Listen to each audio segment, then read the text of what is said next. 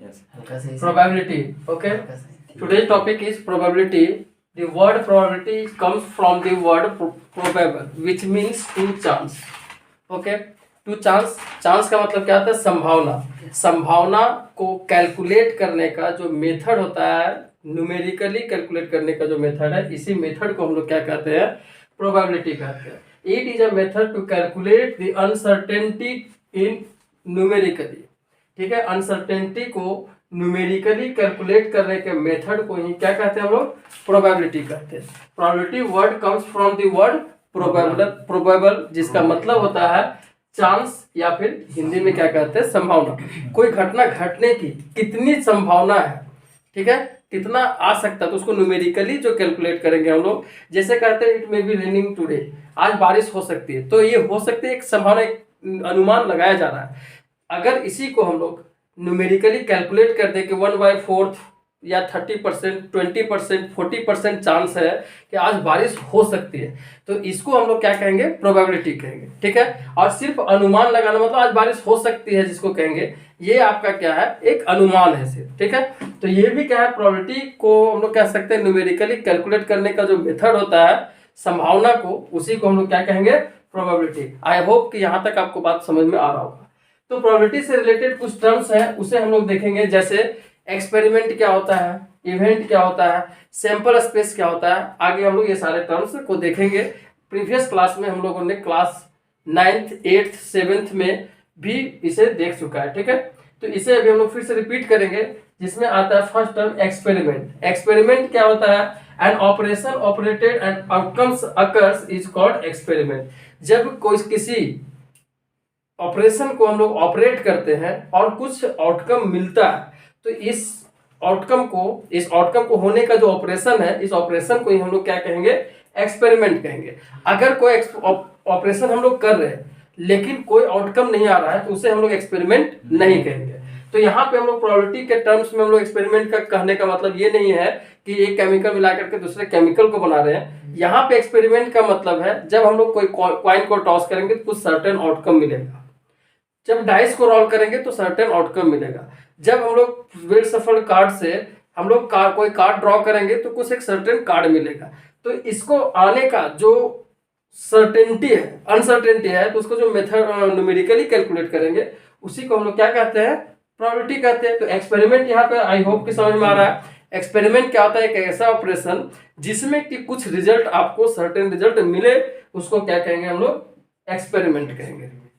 Experiment probability में हम लोग कह सकते हैं tossing a coin. There are some examples of experiment. First is tossing coin. अब टॉसिंग कॉइन में हमें पढ़ना है यहाँ पे 1 coin, 2 coin and 3 coin okay. एक कॉइन को टॉस करेंगे, 2 कॉइन को टॉस करेंगे और 3 कॉइन्स को टॉस करेंगे। तो ये जब डिफरेंट एक्सपेरिमेंट यहाँ पे हो रहा है, एक ही टाइप का एक्सपेरिमेंट है लेकिन डिफरेंट ऑपरेशंस के तरीके से हो रहा है। क्या हो रहा है? फर्स्ट टाइम में हमने क्या किया? एक कॉइन को फेंका था, सेकंड में 2 कॉइन को फेंका था, थर्ड में 3 टाइप कॉइन्स को फेंका था। तो हर एक केस में आपका सैंपल स्पेस क्या होगा? चेंज होगा। इवेंट्स भी चेंज हो सकते हैं। अब नया वर्ड आपके पास आया, इवेंट। चलिए देखते हैं इवेंट क्या होता है। What is event? तो किसी भी एक्सपेरिमेंट में पार्टिकुलर आउटकम जो होता है, जिस आउटकम के आने की बात किया जाता है, उस आउटकम को ही हम लोग क्या कहते हैं? उस एक्सपेरिमेंट का इवेंट। जैसे अगर एक कॉइन को टॉस करते हैं, तो कॉइन को टॉस करने के बाद आपसे पूछा जाता है हेड आने का क्या प्रोबेबिलिटी है, तो हेड यहाँ पे आपका उस एक्सपेरिमेंट के लिए क्या कहलाएगा? इवेंट कहलाएगा। ठीक है, तो जो ऑल पॉसिबल आउटकम्स है, जो उस एक्सपेरिमेंट के बाद जो आउटकम्स आ सकते हैं, वो सारे आउटकम्स को हम लोग क्या कहते हैं? सैंपल स्पेस कहते हैं, जो कि नेक्स्ट टॉपिक में देखेंगे। ठीक है, तो आई होप कि इवेंट भी आपको समझ में आ गया होगा। जैसे एक कॉइन को हम टॉस कर रहे हैं, तो यहाँ पे हमें इवेंट क्या होगा? हेड होगा या फिर टेल होगा।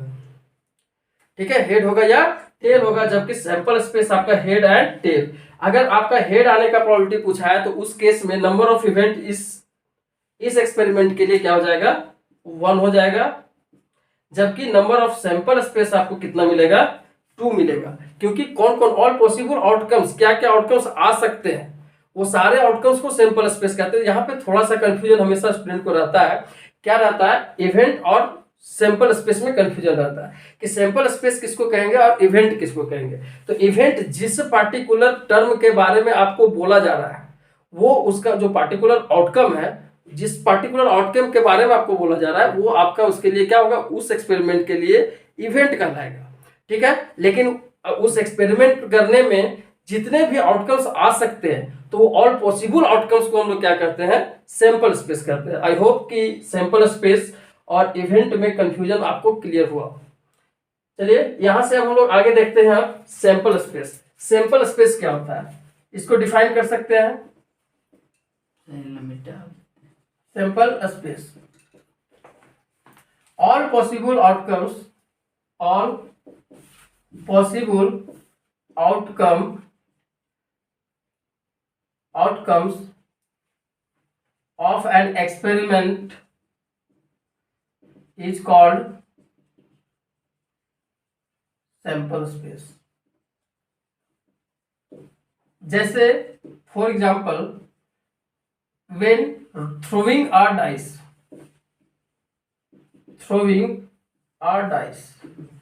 जब एक डाइस को हम लोग थ्रो करते हैं, रोल करेंगे, तो यहां से हमें इसका सैंपल स्पेस क्या क्या होगा। सैंपल स्पेस कहने का मतलब आपको हमने क्या बताया, ऑल पॉसिबल आउटकम। तो आप सैंपल स्पेस क्या है, इसको आप खुद अपने थिंकिंग से आप बता सकते हो कि किसी डाइस को फेंकेंगे तो क्या क्या आ सकता है, क्या क्या पॉसिबल आउटकम्स है। 1 आ सकते हैं, 2, 3, 4, 5, 6 एंड 7 आ सकता है क्या, नहीं आ सकता है, क्योंकि इसमें 6 फेसेज होते हैं। एवरी फेसेज में आपका डिस्टिंक्ट नंबर होता है, कंसेक्यूटिव नंबर्स होते हैं। ठीक है, 1, 2, 3, 4, 5 and 6। So the number of sample space of the experiment when throwing a dice is what, 6। Any doubt? Okay, so sample space is all possible outcomes of an experiment is called sample space। Example you can see here। I hope all these dots are clear। चलिए देखते हैं हम लोग event. Event two types का होता है। There are 2 types of event, certain event and impossible event. Certain event वैसा event को कहेंगे जो कि फिक्स्ड होता हो। किसी एक्सपेरिमेंट में जो फिक्स्ड इवेंट है उसको हम लोग क्या कहेंगे, सर्टेन इवेंट। जैसे अगर हम लोग कोई कॉइन को टॉस कर रहे हैं और ये कॉइन जो हो अनवाइज्ड कॉइन हो। अनवाइज्ड कॉइन कहने का मतलब उसमें या तो सिर्फ दोनों साइड हेड हो या दोनों साइड सिर्फ और सिर्फ क्या हो, टेल हो। तो इस केस में आपको पता है कि सैंपल स्पेस सबका क्या होगा, पूरा का पूरा सेम ही होगा। इसमें सैंपल स्पेस दोनों साइड क्या होगा, आपको पता है कि एक कॉइन को फेंकेंगे तो 2 फेस होता है, तो 2 सैंपल स्पेस होते थे, हेड एंड टेल। यहाँ पे दोनों साइड टेल है, तो क्या कहेंगे हम लोग, तो इसमें सैंपल स्पेस जो है वो क्या होगा, एक ही होगा। वो सैंपल स्पेस क्या होगा, टेल होगा। तो सैंपल स्पेस भी एक है और आपका इवेंट भी क्या हो जाएगा, 1 हो जाएगा। ठीक है ना। sample space or number of sample space and number of event are same, then which type of event is called certain event and the probability of this kind of event is always 1। ठीक है, certain event होगा तो इसका probability हमेशा आपको कितना मिलेगा, 1। तो इसका probability जो होगा वो हमेशा क्या होगा, 1 होगा certain event का। इम्पॉसिबल इवेंट क्या होता है, इम्पॉसिबल इवेंट में हम लोग बात करते हैं an event which is not present in experiment is called impossible event. वैसा एक्सपेरिमेंट जिसमें हम लोग जिस इवेंट के बारे में बात कर रहे हैं वो कभी आएगा ही नहीं, तो ऐसा इवेंट को हम लोग क्या कहेंगे, impossible event. For example when we throwing a dice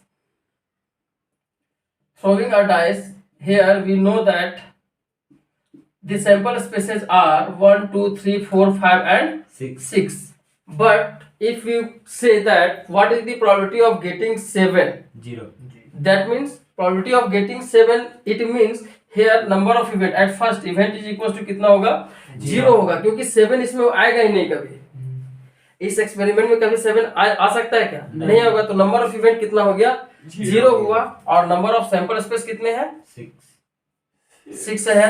तो इस तरह से हम लोग probability of getting 7 is equal to निकाल सकते हैं कितना, 0/6। मैथमेटिकली हम लोग जब कैलकुलेट करेंगे तो 0/6 when we divide any number by when 0 is divided by any number then the result will be 0। you know very well. So impossible event is an event which is not present in an experiment. It's called impossible event, while an event which is certainly present, that means only that event present in the experiment which we are talking, okay, is called certain event. जैसे आपको हमने बताया कि कोई दूसरा example हम लोग देख सकते हैं, कोई एक डाइस है, इस डाइस में 6 फेसेस होते हैं, हमें पता है। अब सभी फेस में अगर 6 लिखा हुआ है, सभी फेस में कितने हैं, 6 हैं। अब आपसे पूछा जाता है 6 आने का क्या प्रोबेबिलिटी, यहाँ पे निश्चित है, सर्टेन है। क्या सर्टेन है कि 6 ही है। अब 6, अब जैसे एक क्लास में एक ही स्टूडेंट है, अब कहता है बताओ उसमें टॉप करने का उस लड़का का क्या प्रोबेबिलिटी है, तो 100% एक वही टॉप करेगा, क्योंकि there are no competition, okay.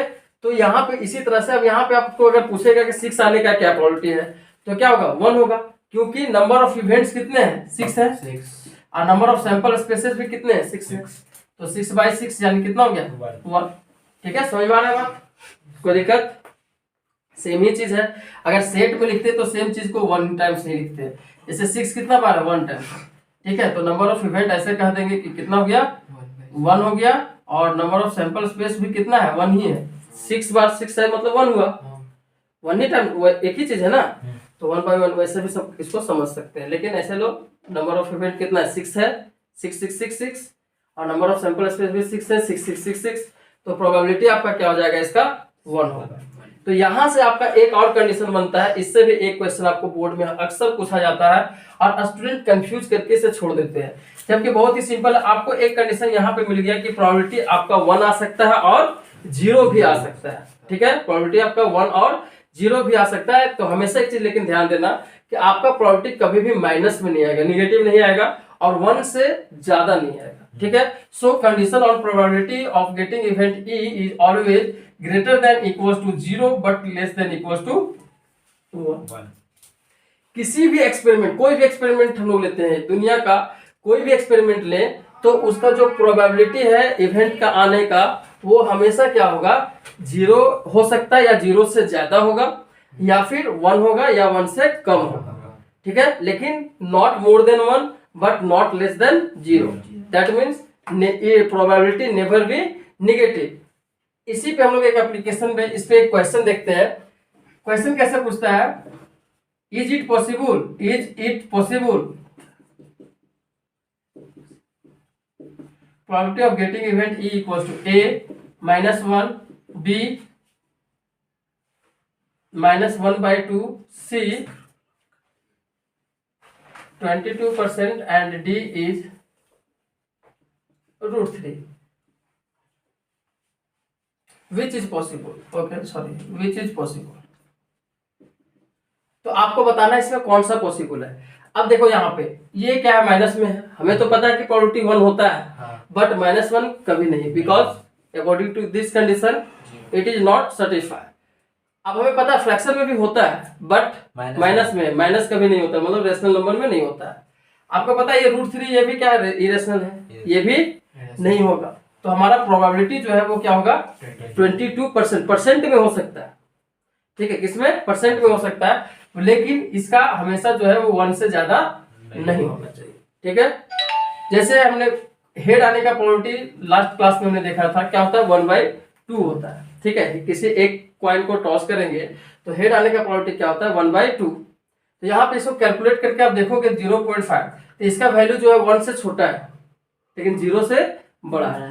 तो क्या कहेंगे कि probability of getting event E is always greater than equals to 0 but less than equals to 1, ठीक है। ये बहुत इंपॉर्टेंट कंडीशन है, इससे क्वेश्चन अक्सर आता है, VBI है, ठीक है, इसको लिख लेंगे। आज का हमारा यही टॉपिक है, ठीक है। Next day we will study about more about the probability and we will solve the important problems related to it, okay।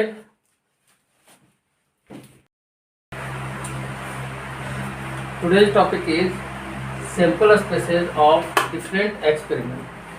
So some important spaces, sample spaces of different experiment like here we have to study different important experiment like that, tossing coin, throwing dice and card that means playing card. यहाँ पे हम लोग का आज का जो important topic है कि किसी भी एक्सपेरिमेंट, जब हम लोग कोई भी एक्सपेरिमेंट करते हैं तो डिफरेंट एक्सपेरिमेंट का डिफरेंट सैंपल स्पेसेस बनता है. तो वो जो डिफरेंट सैंपल स्पेस बनता है, तो डिफरेंट एक्सपेरिमेंट का जो सैंपल स्पेसेस है, किस एक्सपेरिमेंट में कितने नंबर ऑफ सैंपल स्पेसेस होंगे और कौन कौन सा होगा, आज हम लोग उसके बारे में हम लोग डिस्कशन करेंगे. जिसमें आता है डिफरेंट एक्सपेरिमेंट में हम लोग का जो सिलेबस है, सिलेबस के अनुसार हम लोग को पढ़ना है tossing a coin, throwing a dice and drawing a card. कोई प्लेइंग कार्ड आपको दिया हुआ है, कौन सा कार्ड, तो प्लेइंग कार्ड का बात करेंगे हम लोग. तो प्लेइंग कार्ड में टोटल कितने कार्ड्स होते हैं, 52 कार्ड्स होते हैं.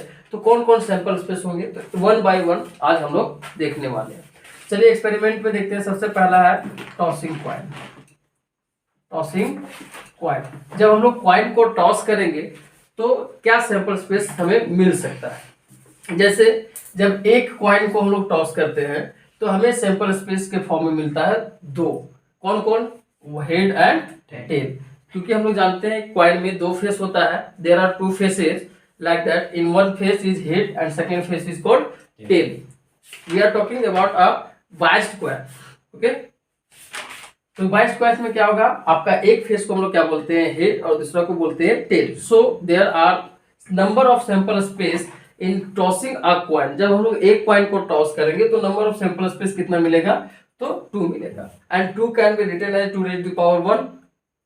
Now in the same way we can, if we toss 2 coins together, then how many number of sample spaces? Let's see. जब 2 कॉइन को हम लोग एक साथ फेंकेंगे तो नंबर ऑफ सैंपल स्पेसेस क्या मिलेंगे. क्या क्या नंबर ऑफ सैंपल स्पेस करने का मतलब है कि पॉसिबल आउटकम्स, क्या क्या पॉसिबल आउटकम्स हमें इससे मिलेगा जब 2 कॉइन को एक साथ फेंकेंगे. जैसा कि आप देख पा रहे हैं, क्या क्या होगा. फर्स्ट हेड, या तो दोनों में हेड आ जाए, या फिर वन में head and second is tail, और first tail and second is head, और बोथ आर टेल. ठीक है, या तो दोनों में हेड आ जाए, या फिर एक में हेड सेकेंड में टेल, या फिर फर्स्ट में टेल सेकेंड में हेड, या फिर दोनों में टेल आ जाए. ये ऐसा पॉसिबल बनता है, पॉसिबल आउटकम्स है किसमें, जब 2 कॉइन को हम लोग टॉस करेंगे तो यहां से हम लोग आप बता सकते हैं कि नंबर ऑफ सैंपल स्पेस कितना है इसमें. तो इसमें नंबर ऑफ सैंपल स्पेस हमारा है 1 2 3 एंड 4. तो जब हम लोग 2 कॉइन को एक साथ फेंकेंगे तो नंबर ऑफ सैंपल स्पेस कितना बनेगा, 4 बनेगा, 4 बनेंगे. ठीक है, कितने सैंपल स्पेसेस होंगे, 4 होंगे. कौन कौन है, जैसा आप देख पा रहे हो, head tail, tail head and tail tail. ठीक है, तो ये आपको अब इससे क्वेश्चन पूछता है कि हेड आने का, दोनों में हेड होगा, इसका क्या प्रोबेबिलिटी होगा. When we tossing 2 coins, then find the probability of head, probability of getting a head. अगर ऐसा क्वेश्चन रहता है कि एक हेड आने का क्या प्रोबेबिलिटी है, तो इस केस में हम लोग क्या करेंगे, इवेंट हमारा क्या हो गया, अब हेड है, तो हम लोग ये देखेंगे कि हेड आने का कितना चांसेस है, क्या क्या हेड आ सकता है. तो देखेंगे यहाँ पे इवेंट सैंपल स्पेस से हमें पता है नंबर ऑफ इवेंट. अब एक हेड होना चाहिए, तो अब एक से ज्यादा भी है, एटलीस्ट में अगर आता है तो अगर एक हेड सिर्फ बोला है तो यहाँ पे इवेंट हमारा हो जाएगा कितना, 2. क्योंकि ये 2 ही केस में है कि जिसमें एक हेड आ सकता है. ठीक है, और अगर एटलीस्ट 1 हेड बोलेगा तो फिर ये भी उसको हम लोग क्या करेंगे, उसमें इंक्लूड करेंगे. हम लोग कुछ एग्जांपल से देखेंगे. आई होप कि यहाँ तक आप सबको क्लियर हो चुका है. चलिए हम लोग थर्ड केस देखते हैं. जब 3 कॉइन को एक साथ फेंकेंगे तो उस केस में नंबर ऑफ सैंपल स्पेस कितने होंगे.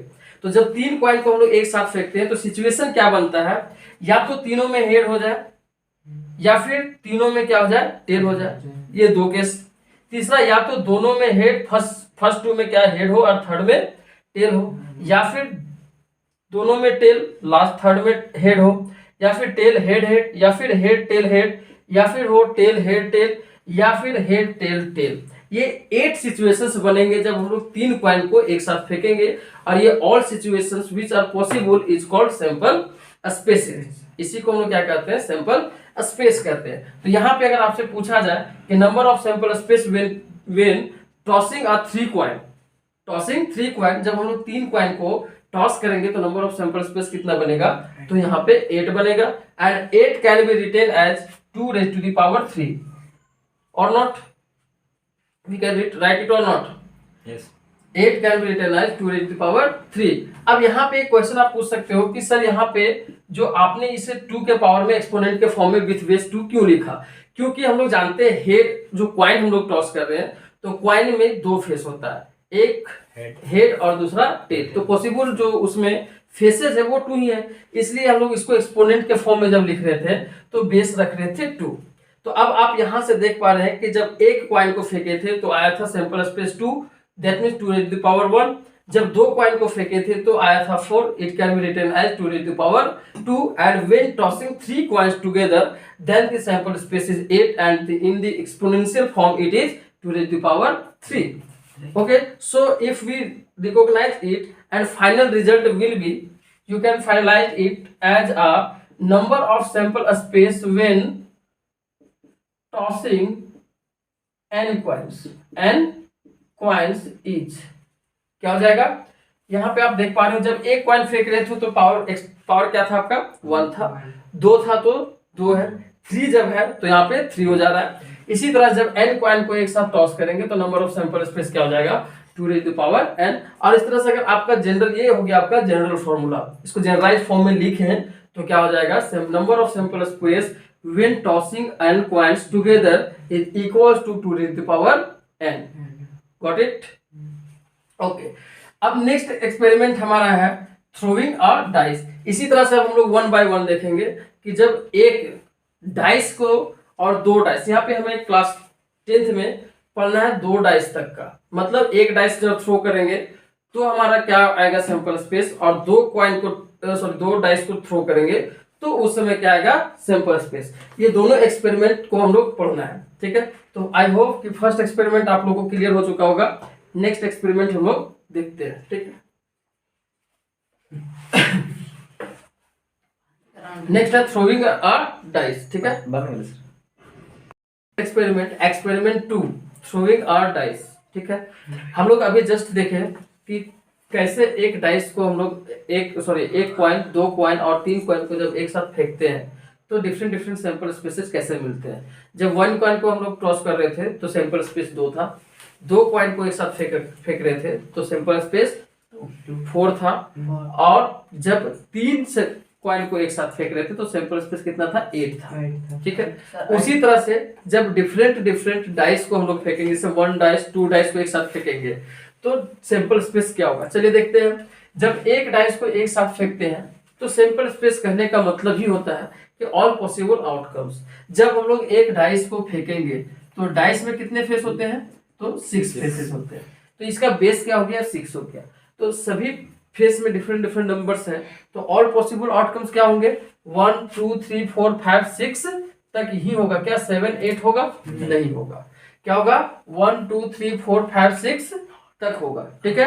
क्योंकि इसके कितने फेसेस हैं? 6 फेसेस हैं। तो 6 फेसेस है, इसलिए नंबर ऑफ सैंपल स्पेस क्या होगा? 6 होगा जब एक डाइस को हम लोग फेंकेंगे। अब इसमें एक चीज हम लोग देख लेते हैं एग्जांपल में कि इससे क्वेश्चन रिलेटेड कैसे पूछेगा। ये आपको समझ में आ चुका है कि जब एक डाइस को फेंकेंगे तो सैंपल स्पेस कितना होगा? 6 होगा। क्वेश्चन आपसे पूछा जाता है कि when we throw a dice there find the probability of getting number 1, ठीक है। तो एक नंबर 1 आएगा, इसका प्रोबेबिलिटी क्या है? तो आपको पता है यहाँ पे कि जब एक डाइस को हम लोग फेंकेंगे तो 1 इसमें कितना है? 1 कितना है? 1 ही है। तो number of event, probability of getting event E is equal to क्या होता है? Number of event divide by number of sample space. तो नंबर ऑफ इवेंट कितना है? 1 आने का प्रोबेबिलिटी पूछ रहा है, दैट मींस नंबर ऑफ 1 कितना है? यहाँ पे आपका 1 है। और नंबर ऑफ सैंपल स्पेस कितना है? 6 है। तो probability of getting 1 is equal to कितना हो जाएगा?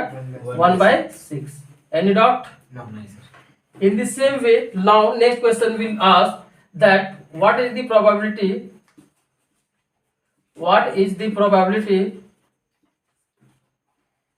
of getting an even number आएगा। इसका क्या प्रोबेबिलिटी होगा जब एक डाइस को फेंकेंगे? तो आपको यहां से सबसे पहले क्या फाइंड करना होगा? इवेंट कितने हैं।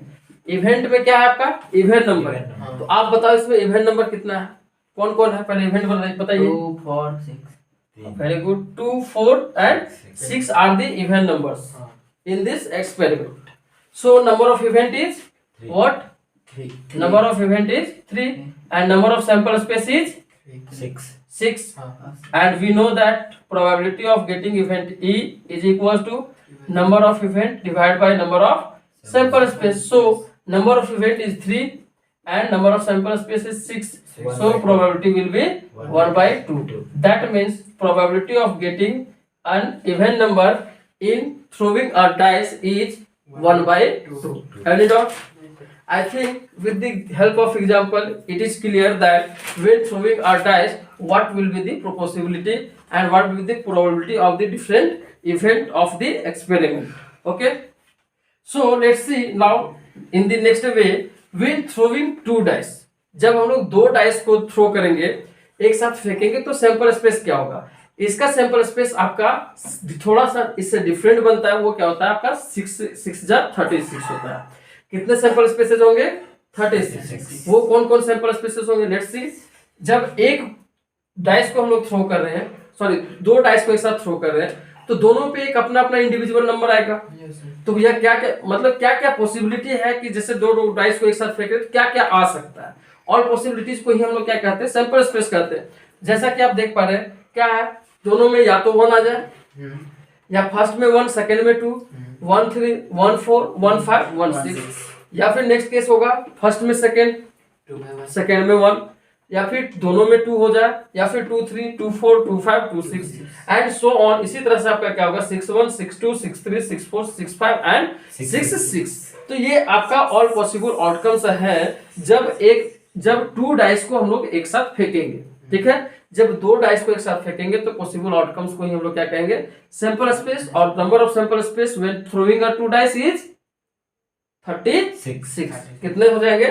36 हो जाएंगे. जैसा कि हम लोगों ने क्वाइन में सैंपल स्पेसेस को देखा था कि उसका बेस क्या था? आपका 2 था, क्योंकि उसके दो फेस होते थे. इसी तरह से डाइस में आपको पता है ये क्यूब से बनता है. क्यूब का कितना फेस होता है? 6 फेसेस है.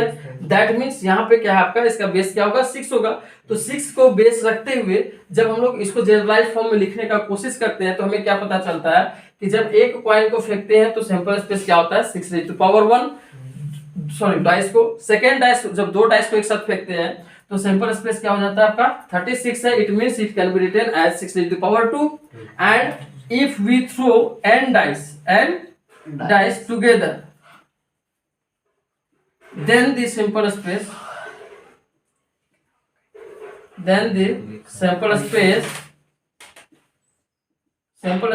will be what? Number of sample space is equals to 6 raised to power क्या हो जाएगा? n. यहां तक आई होप कि all is clear. Okay, when we throw two dice then the number of possible outcomes will be 36, which 1 1, 1 2, 1 3, 1 4, 1 5, 1 6 and so on. The last is that 6 1, 6 2, 6 3 ... 6 6. Okay, तो ये आपका जब दो डाइस को एक साथ फेंकेंगे तो ये आपका हो जाएगा सैंपल स्पेस. अब चलिए हम लोग इस पे देखते हैं रिलेटेड कुछ क्वेश्चन को कि इससे रिलेटेड क्वेश्चन आता कैसे है. ठीक है, नेक्स्ट इससे रिलेटेड आपका क्वेश्चन है. Let's see some example for clearing it. When throwing two dice, then find the sum of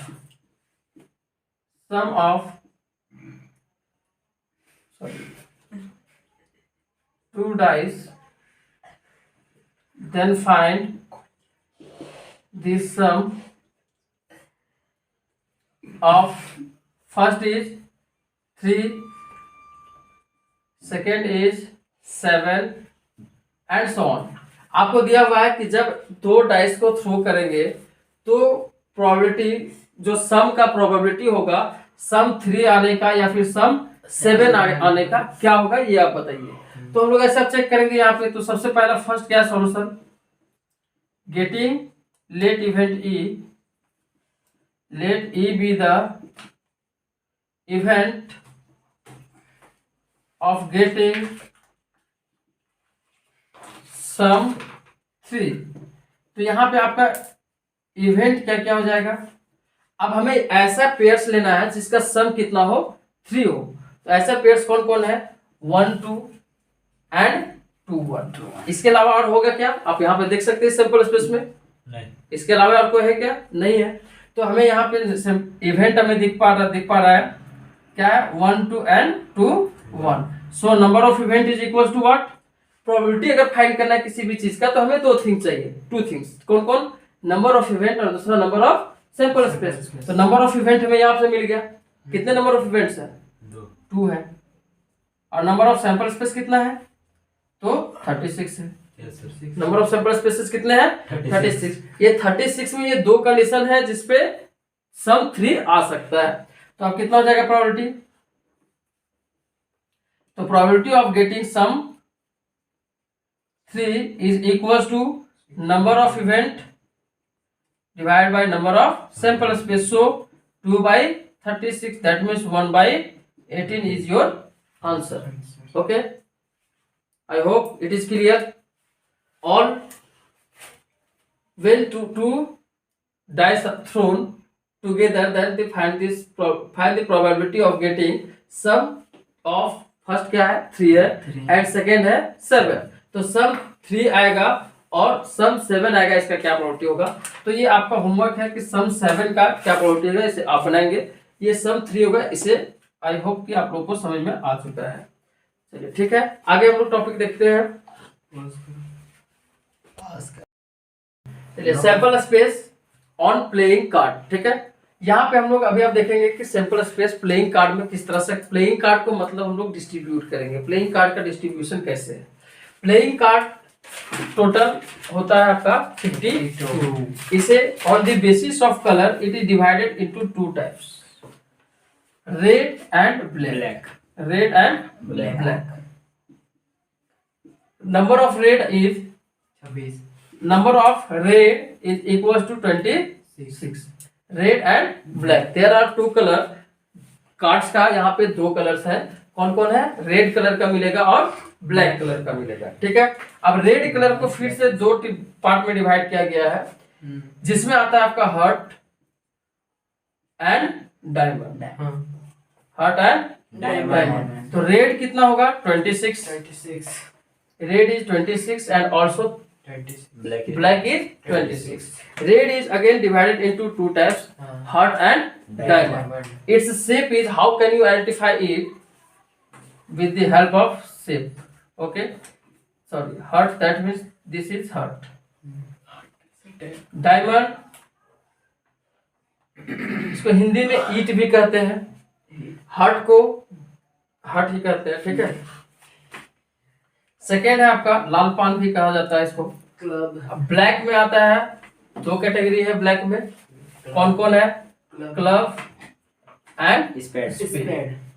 club का जो शेप होता है इसको कैसे आइडेंटिफाई करेंगे, आप देख सकते हो, इसको ऐसे देख करके पहचानेंगे। जिस कार्ड में ऐसा सिंबल बना हुआ है ये आपका क्या है, क्लब है। और स्पेड आपका है ऐसा, इसको हम लोग कहते हैं काला पान, हिंदी में इसको कहा जाता है काला पान, ठीक है, spade. And all these different cards are divided into equal parts, that is 13 13 and 13। After summation you can identify that 26 plus 26 is 52. 13 13 26 13 13 26 and 26 and 26 is 52 और 13 4 जा 52. Okay, I hope कि it is clear that Yes sir. card is divided into on the basis of color into 2 types, red and black. Card 2 तरह का होता है, colour के basis पे red और ब्लैक होता है। रेड को ही अलग आगे 2 पार्ट में बांटा गया है, जिसमें फर्स्ट है हार्ट और दूसरा है डायमंड। इसी तरह से ब्लैक है 2 तरह का, कौन कौन है, क्लब और स्पेड है, ठीक है। जो कि सबका अगर नंबर आपसे पूछा जाए कि नंबर ऑफ हार्ट कितने हैं, तो नंबर ऑफ हार्ट 13 है। नंबर ऑफ डायमंड कितने हैं, 13 है। Number of club 13, number of spade is 13। अब देखिए इसमें क्वेश्चन कैसे पूछा जाएगा, कहता है there are 52 well shuffled pack of card. There are 52 pack of card, well shuffled pack of card. Then one card is drawn. Find the probability of getting a heart. Getting a heart. समझ लो, एक pack है card का जिसमें 52 cards हैं, अच्छी तरह से फिटी हुई है, मिक्स्ड है। तब आपको फाइंड करना है कि हार्ट आने का क्या प्रोबेबिलिटी है। हार्ट आने का क्या probability, probability of getting heart. तो सबसे पहले प्रोबेबिलिटी फाइंड करने से पहले हम लोग को क्या पता होना चाहिए, नंबर ऑफ, देखिए probability of getting heart is equal to क्या हो जाएगा, number of event divide by number of sample space. मतलब इस 52 कार्ड में नंबर ऑफ हर्ट्स कितने होते हैं, ये आपका इवेंट हो जाएगा। तो आपका इवेंट यहाँ पे कितना है, 13 है। पता है कि हर्ट कार्ड कितना है, 13 है। और टोटल कार्ड कितना है आपका यहाँ पे, टोटल कार्ड कितने हैं, 52। So probability of getting a heart is equal to 13/52। So probability is equal to 1/4 and you can find easily this type of solution of this type of question. Understand? Yes sir. यहाँ पे आपका question क्या था, find the probability of getting a heart. ठीक है, hurt आने का क्या प्रोबेबिलिटी, मतलब एक कार्ड निकाले तो इससे हर्ट आएगा, इसका क्या प्रोबेबिलिटी है। तो हर्ट आने का प्रोबेबिलिटी निकालना है तो सबसे पहले हम लोग ये देखेंगे कि नंबर ऑफ हर्ट कितना है, मतलब इवेंट कितने हैं। इवेंट आपको पता चल गया कि इवेंट कितना है, नंबर ऑफ हर्ट कितने हैं, 13 है। और इसमें टोटल सैंपल स्पेस कितना है आपका, तो 52 है। और उसके बाद probability of getting event E is equal to क्या होता है, number of event divide by number of sample space. ठीक है, तो number of event divide by number of sample space. Heart कितने हैं, जितने हर्ट है वो उसका क्या हुआ, इवेंट हुआ। तो नंबर ऑफ हर्ट कितने हैं आपका, 13 है। और टोटल सैंपल स्पेस मतलब कि टोटल कार्ड कितने होते हैं, 52। तो 13 divide by 52 that means 1/4 is your answer. Okay, got it. Okay. Now next is again card is divided into different types like that 52 cards, number card and Face card. number card and second is face card. Face. Number card या एक होता है इसमें alphabet card जिसको कहते हैं S. उसके बाद होता है आपका 2 3 4 5 6 7 8 9 एंड 10। अब यहाँ पे ध्यान से देखो, इसको समझने वाली बात है, बहुत ही इंपॉर्टेंट है। एस से लेकर के 10 तक, दैट मीन्स ये नंबर कार्ड कितना है आपका, 10 है। और ये 10 जो है ये 4 का एक एक होता है, सभी का एक एक होता है। जैसे एस है, हार्ट का भी एक होगा, डायमंड का भी होगा, क्लब का भी होगा और स्पेड का भी होगा। अब बताओ एस का नंबर कितना हो गया, एस आपका जो है वो हार्ट भी होगा, डायमंड भी होगा, क्लब भी होगा, स्पेड होगा। इसका मतलब एस कितना है, 4 है। एस कितने हो गए, 4। इसी तरह से 2 भी सबका होगा, तो 2 भी कितना हो गया, 4। तो इस तरह से आप देख पा रहे हो कि नंबर कार्ड 10 है और सभी का 4 है। It means number card total is equal to 40। Total number card is equal to 40। Now in the same way we can say that face card, there are 3 types of face card. कौन कौन होता है, jack, queen and king. J Q and K से इसको denote करते हैं। क्या होता है, jack, queen and king. Jack, number of jack कितने हैं। अब देखिए ये जैक जो है ये सभी का है, सभी का। हाँ, हार्ट का भी होगा, डायमंड का भी होगा, क्लब का भी होगा और स्पेड का भी होगा। तो नंबर ऑफ जैक कितने हो जाएंगे, 4। क्वीन 4, क्लब सॉरी किंग कितना, 4। तो इस तरह से टोटल फेस कार्ड आपका कितना हो जाएगा, 12 हो जाएगा। फेस कार्ड कितना हो जाएगा, 12 हो जाएगा। So in this way we can see that 40 is number card and 12 is face card. So total number card is 52। That means अगर आपसे पूछा जाए, देखो क्वेश्चन अब इससे कैसे पूछेगा, इसे भी हम लोग देख लेते हैं। When drawing a card from the pack of where suffer 52 card, then find the probability of getting a face card. तो सबसे पहले ये बताओ यहाँ पे कि नंबर ऑफ फेस कार्ड कितने हैं, 40। Number of face card, number of face card is 12। Number of face card is 12 and sample space is 52. So probability of getting a face card means 12/52. After calculating it, you will get probability of getting a face card 12/52. 3/13. 3/13 एक face card आने का जो probability है वो क्या हो जाएगा आपका, 3/13 हो जाएगा। ठीक है, इसी तरह से इन द सेम वे आपसे नेक्स्ट क्वेश्चन पूछा जा सकता है कि find the probability of getting a face card of red colour. Listen carefully question, find the probability of getting a face card of red card या फिर रेड इन कलर। तो face card red colour में कितना होगा बताओ। Face card total हमने क्या बताया, 12 है। तो अब रेड और ब्लैक के बेसिस पे बांट दे तो 6 क्या होगा आपका, रेड कलर होगा, रेड कलर का होगा। हाँ सर। 6 क्या होगा, रेड कलर का। होगा। और ब्लैक कलर का कितना होगा, 6 होगा। होगा। तो 6 आपको क्या पूछा है कि एक फेस कार्ड तो होना चाहिए, और वो कैसा, रेड होना चाहिए। कैसा होना चाहिए, Red। रेड। तो अब बताओ नंबर ऑफ इवेंट कितना हो जाएगा, 6 होगा कि नहीं होगा, यस सर। क्या हो जाएगा, 6 हो जाएगा। ठीक है, और 6 और टोटल कितना है, 52। तो 6/52 is your answer. 6/52 you can find it easily. Okay, yes sir. so now note it on your notebook, and we will see again in next topic in next class. Okay, thank you. probability का second day, first day हमने इसका introduction पढ़ा और कुछ important formula पढ़ा। ठीक है, आज का हम लोग का टॉपिक है इंपॉर्टेंट फॉर्मूला में कि अगर किसी भी एक्सपेरिमेंट में कोई एक इवेंट आने का प्रोबेबिलिटी पता है और उसका नहीं आने का प्रोबेबिलिटी पता है, तो दोनों का सम हमेशा क्या होता है, 1 होता है। Sum of the probability of getting an event E and not getting event E is always equals to 1. And second important thing is that if we have an event of an experiment that is E1, E2, E3, E4 dot dot dot En, then the probability of the certain event of the experiment is always equals to 1. कहने का मतलब है अगर कोई एक experiment हम लोग कर रहे हैं उसमें n इवेंट्स हैं, तो n इवेंट्स का जो प्रोबेबिलिटी होगा उस सारे इवेंट्स के प्रोबेबिलिटी का सम जो है वो हमेशा क्या होगा, 1 होगा। तो आज ये दोनों इंपॉर्टेंट जो टॉपिक है, फॉर्मूला है, इसके बेसिस पे हम लोग क्वेश्चन को सॉल्व करने का कोशिश करेंगे। ठीक है, तो चलिए इसमें देखते हैं हम लोग पहला एग्जांपल, जिसमें हम लोग लिए हैं एक्सपेरिमेंट हम लोग का है tossing a coin. When we tossing a coin, then find the probability of getting a head and also find the probability of getting a tail. Here in the question given that an experiment is tossing a coin, so we can find the sample space.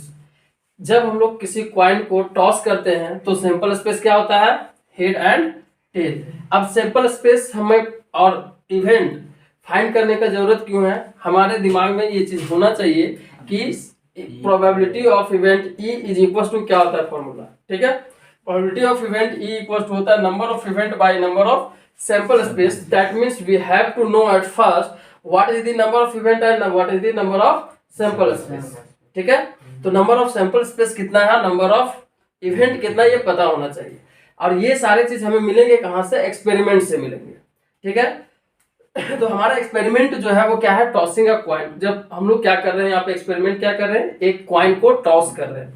तो जब हम लोग एक coin को toss करेंगे तो आने का क्या क्या प्रोबेबिलिटी है, ऑल पॉसिबल आउटकम्स को हम लोग क्या करते हैं, इसको सैंपल स्पेस कहते हैं।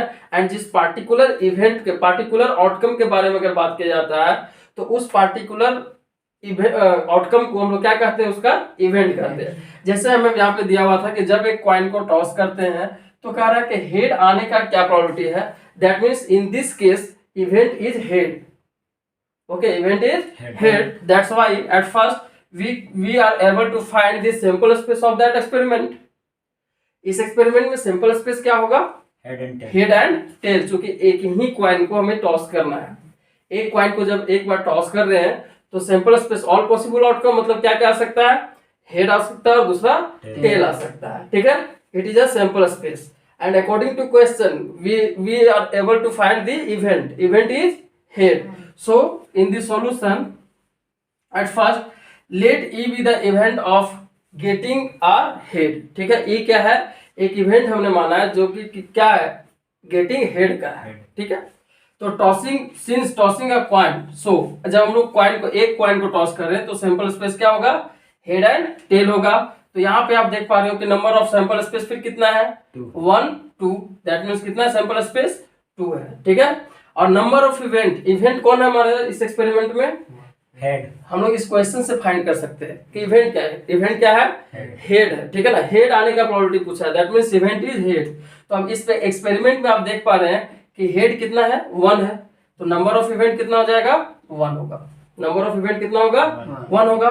सो वी नो दैट, हम लोग फॉर्मूला यहाँ से जानते हैं, क्या जानते हैं? Probability of getting event E is equal to number of event divide by number of sample space. So probability of getting event E, that means probability of getting head is equal to number of event is 1 and number of sample space is 2. So 1/2 is your answer of getting probability getting head। ठीक है, अब इसी तरह से आपको यहाँ पे second question जो है, इस तरह से हमारा फर्स्ट क्वेश्चन का सॉल्यूशन मिलता है। सेकेंड क्वेश्चन है also find the probability of getting a tail. ठीक है, यहाँ पे टेल फाइंड करने के लिए, टेल का प्रोबेबिलिटी फाइंड करने के लिए हमारे पास दो मेथड है और हम लोग दोनों मेथड से फाइंड कर सकते हैं। एक तो ट्रेडिशनल मेथड, जनरल मेथड है, जिस मेथड से हम लोग इसको फाइंड किए उसी तरह से हम लोग उसको भी फाइंड कर सकते हैं। कैसे? Getting a tail. इसी एक्सपेरिमेंट में हमें पता है कि टेल का नंबर कितना है? 1. मतलब नंबर ऑफ इवेंट कितना हो जाएगा? 1 होगा। And number of sample space, चूंकि वही एक्सपेरिमेंट है तो नंबर ऑफ सैंपल स्पेस क्या होगा? 2 होगा। तो प्रोबेबिलिटी ऑफ गेटिंग टेल यहाँ पे लिखेंगे लेट ई बी द, ये फर्स्ट मेथड आपको बता रहे हैं हम, let E be the event of getting tail। Tail आने का जो इवेंट है, टेल को हमने क्या माना? E is the event of getting tell. ठीक है, तो नंबर ऑफ इवेंट इसमें कितना है? मतलब नंबर ऑफ टेल्स कितने हैं इस एक्सपेरिमेंट में? 1 है। और नंबर ऑफ सैंपल स्पेस कितना है? 2 है। सेम एक्सपेरिमेंट, सेम आ रहा बात। तो यहाँ से अब probability of getting event E, same formula हमें पता है, यही फॉर्मूला हमारा बार बार रिपीट करेंगे प्रोबेबिलिटी में। दूसरा जनरल फॉर्मूला और कोई इसका नहीं है, इंपॉर्टेंट है प्रोबेबिलिटी का। ठीक है, तो probability of getting event E is equal to क्या होता है? फिर से हम लोग एक दो बार जब फॉर्मूला को लिखते हैं तो ये माइंड में सेट हो जाता है। ठीक है, तो number of event divide by क्या होता है? Number of sample space. तो नंबर ऑफ इवेंट कितना है? 1। Number of event that means tail. Event क्या है यहाँ पे हमारे पास? टेल है। ठीक है, तो number of event is tail and number of sample space is 2। तो कितना है? टेल कितना है इसमें? 1 है और सैंपल स्पेस कितने हैं? 2 है। तो यहाँ से हमें probability of getting event E, that means probability of getting tail is equal to क्या हो जाएगा? 1/2। कोई दिक्कत? अब इसी को हम लोग सेकेंड मेथड से बहुत आसानी से बना सकते थे, इतना सॉल्यूशन लंबा करने का जरूरत नहीं है जब हमने ऑलरेडी हेड आने का प्रोबेबिलिटी निकाल रखा है तो। ठीक है, तो देखिए सेकेंड मेथड हम लोग कैसे निकाल सकते हैं। Since probability of getting event ई क्या था? हेड आने का प्रोबेबिलिटी था। इस फर्स्ट क्वेश्चन के अनुसार हमने हेड आने का प्रोबेबिलिटी निकाल रखा है, क्या है वो? 1/2 है। And from this formula here probability of getting event E plus probability of not getting event E is equal to क्या होता है? 1 होता है। तो आप देख पा रहे हो कि एक्सपेरिमेंट में जब वो कह रहा है कि हेड, टेल आने का क्या प्रोबेबिलिटी है? टेल आएगा, इट मींस कि हेड नहीं आएगा। तो हेड नहीं आने का प्रोबेबिलिटी दैट मींस टेल आएगा। ठीक है, तो हम लोग को हेड आने का प्रोबेबिलिटी पता है, तो हेड नहीं आने का प्रोबेबिलिटी निकाल सकते हैं इस फॉर्मूला से आसानी से। तो probability of not getting tail, sorry not getting head is equal to क्या हो जाएगा? 1 minus probability of getting head. इस formula, by applying this formula, probability of not getting head is equal to क्या हो जाएगा? 1 minus probability of getting head. तो यहाँ पे आपका क्या हो जाएगा? 1 minus probability of getting head is equal to कितना? 1/2। After putting this and calculating as a fraction, take 2 as a what? LCM. Okay, 1/1 minus 1/2, 1 और 2 का एलसीएम यहाँ पे हम लोग लेंगे तो 2 क्या हो जाएगा? आपका एलसीएम हो जाएगा। अब क्या करेंगे? 2 को 1 से डिवाइड करते हैं। ठीक है, जितना आता है क्वोशेंट को इसमें न्यूमरेटर से मल्टीप्लाई कर देते हैं। तो 2 को 1 से डिवाइड करेंगे 2, और उसके बाद इसको 1 से मल्टीप्लाई करेंगे, कितना होगा? 2 माइनस 1 डिवाइड बाई 2। तो 2 माइनस 1 इज इक्वल टू 1/2। आप देख पा रहे हैं कि दोनों मेथड से आंसर हमारा क्या है? सेम है। तो एज यू विश, जो मेथड आपको इजी लगता है आप उससे सॉल्व कर सकते हैं इसको। ठीक है, ये हमारा है एप्लीकेशन किसका? इस फॉर्मूला का। ठीक है, और यहाँ पे हमने इस तरह से देखा कि किसी भी फर्स्ट एक्सपेरिमेंट जब टॉसिंग अ कॉइन में, एक कॉइन को टॉस कर रहे हैं तो हेड आने का या टेल आने का जो प्रोबेबिलिटी है उसको कैसे फाइंड करेंगे। ठीक है, यहाँ तक कोई दिक्कत नहीं।